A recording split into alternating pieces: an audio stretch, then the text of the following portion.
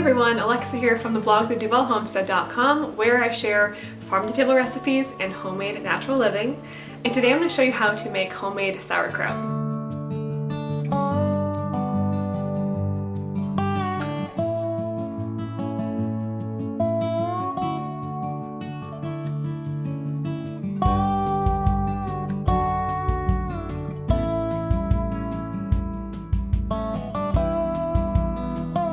Homemade sauerkraut, or fermented cabbage, is incredibly nutritious for you. It's easy to make and it saves you money when it comes to buying sauerkraut from the store. It's also way more packed with gut healthy probiotics than a sauerkraut that you would find from the store. When you ferment a vegetable, all of the good bacteria that resides on that vegetable will overcome it and take over so that you are eating something that is naturally preserved along with the salt that we're going to add to the brine. And it's very healthy for you, very good for your gut. You probably hear probiotics, you hear gut healthy, good bacteria. Those are all the buzzwords when it comes to fermented food like sauerkraut. But if you're buying sauerkraut that is not refrigerated, it's probably lacking the live cultures at that point. So it's so much better to make your own. It's a process that maybe some people are scared of because you think, how can I leave something on the counter and expect mold to not grow on it?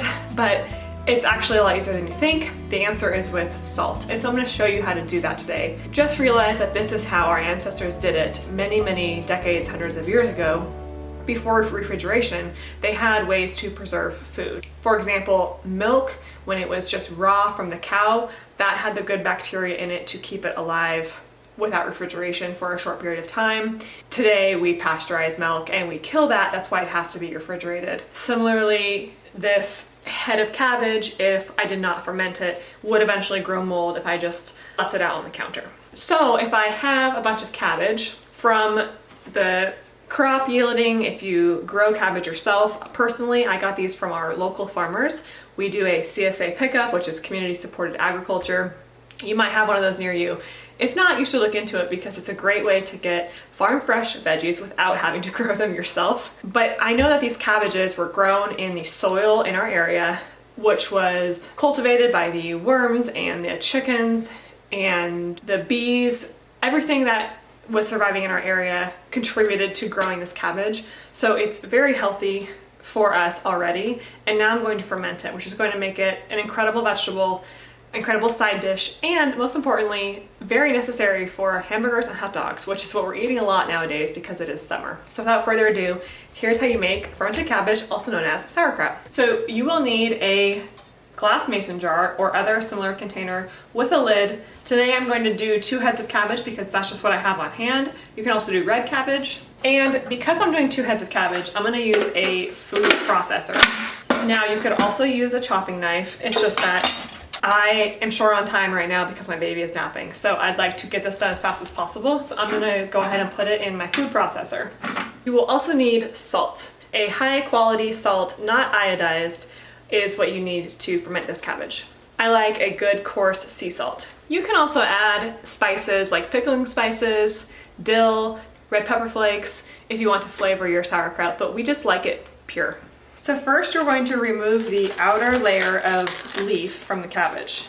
Try to keep the leaf intact because you're going to use it later. Sauerkraut takes about 2 weeks to fully ferment, depending on the temperature of your house. Right now it's summertime, so our house is about 75 degrees. So this might even be done in 1 week instead of 2. So the center of the cabbage is solid hard and you don't want that in your sauerkraut. So I'm going to cut around the core. And I'm going to roughly chop this because it's going to go in the food processor. So this part is just so hard that it won't really make good sauerkraut. So I'm going to give this to our chickens. They will probably really like pecking at it, or you can compost it. So I'm going to place the leaves in a food processor. There might be little parts that still have that hard core in them, so I'm just going to remove them. This might be a little bit too full. We'll find out.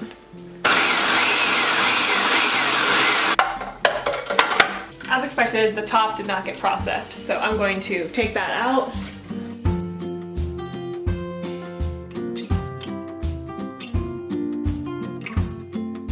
Now, a note about the food processor is it does chop the cabbage pretty thin. So it kind of also depends on how you like the sauerkraut. If you like really thin sauerkraut or if you want more stringy, you could chop it with a knife and it will be more stringy. So I'm just going to continue this process with the rest of the leaves, not adding so many at a time. And I'll do the same thing with the other cabbage.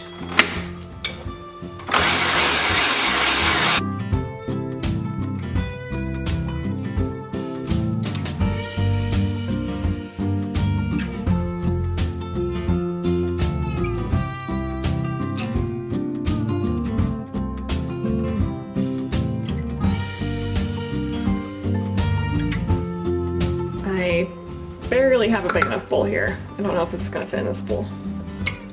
Okay, now that we have all of our cabbage shredded from the food processor, that took, I think, under 5 minutes, whereas if I was chopping it, it probably would have taken 15 or 20. I'm gonna just start squeezing the cabbage because what you're going to do is create what is called a brine.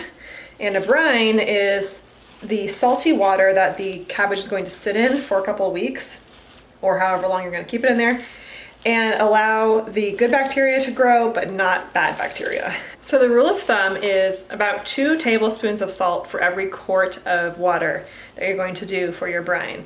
I'm gonna go ahead and add 1 tablespoon of salt to this cabbage as I am working with it in my hands to help it sweat and to create a natural brine. I'm also going to add salt to the water on the stove because I know I will need a little bit of extra. So at the end of the day, you should have about 2 tablespoons of salt in each quart of sauerkraut. So the key to not having mold grow, which I have had before because one time I did this and I did it too quickly and I forgot a step. So every step I'm telling you is very important. If you forget one, it may not work. So you want to keep the air away from the cabbage. And you can use what is called a fermenting weight. You can buy these on Amazon, and this will keep all your cabbage down. Now, I've also seen people use homemade weights, like putting something in a little bag and then just using that as a weight. So whatever works for you, you can research that, or you can just buy a weight. But the key is everything underneath the water. So the other thing we're going to do here is use up the cabbage leaves to push everything underneath. So the cabbage leaves that we cut at the beginning are big enough, hopefully, once they're stacked on top of each other, to be a sealant between the lid of the jar and your sauerkraut below. And then I'm going to put the weight on top.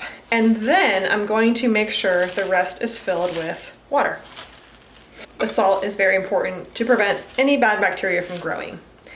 The second most important thing is the fact that no air can get to the sauerkraut below. And so that's why we do the sauerkraut leaves and fermenting weight on top. Once you get into fermenting and you do this quite a bit, you might get kind of addicted to it and think, what else can I ferment? Because it's definitely a good way to get healthy food and to preserve food. So if you ever do something like a CSA, like what we're doing where we pick up vegetables every week, and you have a ton of vegetables, and you don't want them to go bad, you think, oh, I'll just throw them in a jar with some salt and water and ferment them, and then I can preserve them. And that's exactly what you can do. And you might find yourself wanting to do that all the time. So you might want to invest in some nice mason jars. Now, you do not need to seal the lid on this. You want to have it, in fact, you absolutely don't want to seal the lid because as the sauerkraut ferments, it will create some pressure and it needs to let that pressure escape out of the top. And so you'll notice that the brine will kind of spill out of the top. So you want to keep the sauerkraut in a container on your counter, otherwise you will find some water on your counter in a few days. If you notice that the water is getting low and is starting to dip below the leaves or the weight, then you want to refill it. So go back to your stove, get some more water, add some more salt, and make sure that it's still underwater. But the fact that the water is spilling over the top is a sure sign that it is fermenting. Okay, now that I've been massaging this for about 5 minutes now, it's starting to really feel more like sauerkraut, and it's also getting very wet because the salt has created a salty brine. So I can now place this cabbage into jars And I will pour whatever brine is in here over the top, as well as the water mixture that I made on the stove. You can see how it's getting wet and see all that water that's dripping out. That's gonna be our brine. Yeah, sauerkraut to me smells like summer. When I smell sauerkraut, I just think of summer. So we'll see how much water I have on the bottom here. Sometimes some cabbages I find yield a lot of water, some of them don't. I think it just depends on the cabbage. Look at that. Awesome. Okay, so I'm going to place the cabbage in my jar.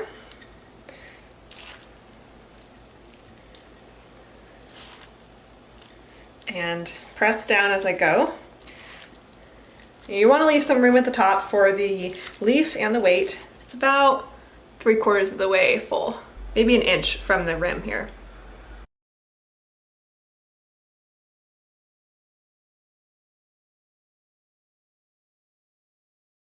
So I have some brine left over in the bowl, so I'm just going to pour that half and half here. And the water that was naturally coming out of the cabbage is almost enough to fill the jars and to get above the cabbage, but not quite. So we're going to add some of the stovetop water with salt to make sure that it's filled all the way with water. So I added my salt to the water here, and I want to make sure that it's fully dissolved because you want to make sure that salt is getting into the sauerkraut at about the rate of 2 tablespoons per quart, like I said before. So I added some salt to the cabbage when I was massaging it, and I'm adding more with this water.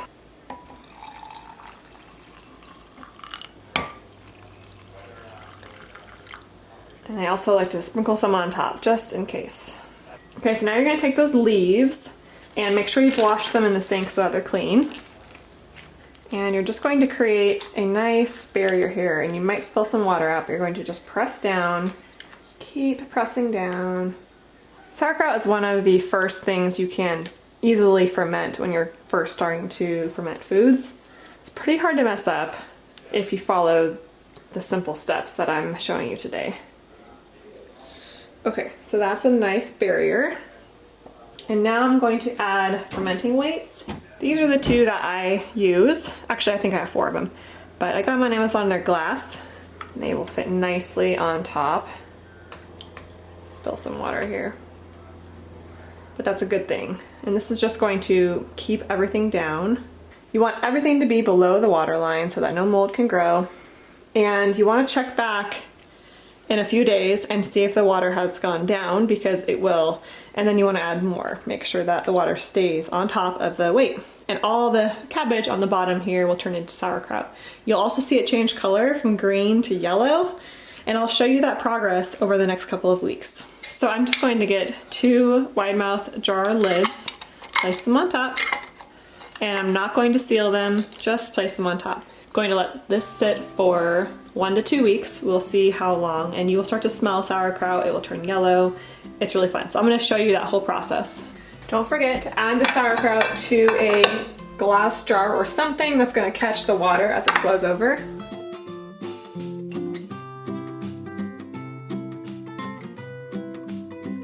Okay, so it is day 4 with the sauerkraut, and you can see that it's gone from green to yellow. And this is about the point where you start to smell the sauerkraut smell throughout your house, especially in the kitchen. And you can see that there is some liquid on the bottom that is kind of dried up. It's kind of salty. There's like some salt on the bottom because it's overflowing due to fermentation. And you can see there's some salt crystals on the side here and some bubbles. That's all fine. Leave the lid on. And you can taste your sauerkraut if you want to. Get the lid off, pull some of the leaves out, and go to the bottom. But I'm just gonna let this sit for at least another week. Okay, it has been a little over 2 weeks, probably 2.5 weeks since I last showed you the sauerkraut. It's been super hot here in the high 90s. We don't have air conditioning in our house, and so it's been in the mid 80s in our house. I'm gonna go ahead and say the sauerkraut is definitely done. So I want to show you the color of it. It's gotten to be a nice pale yellow. The green is totally gone, and we are gonna taste test. So I opened up the jar and it smells so sour. It smells really good. I'm gonna remove my weights. Then I'm gonna pour out that brine at the top. There might be a little bit of white residue in your jar or on the top of your sauerkraut. That is not mold. That is totally normal to see on sauerkraut. Mold would look like a giant ball of white fluff, and it would be kind of sitting on top, and there'd be multiple. So that's how you know it's not good. So now what we're left with is a nice, really nice sauerkraut that is going to taste delicious. I just got a paper towel with some water, and I'm just gonna wipe the rim off, because when the salt water evaporates out of here, it kind of leaves a residue. So I'm just going to clean it out, because I'm going to be keeping the sauerkraut in these jars. Okay, we're gonna do a little taste test.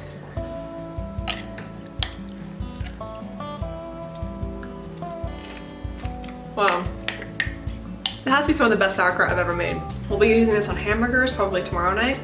I just picked up some beef burgers. We've got hot dogs. This is what summer's all about. All right, well, thank you so much for joining me in this video tutorial on how to make sauerkraut. If you're brand new to my channel, please hit that subscribe button. Every week I post a new video on farm-to-table recipes like this one, and other homemade natural living, and some natural motherhood stuff too. Thank you so much for stopping by the Duvall Homestead.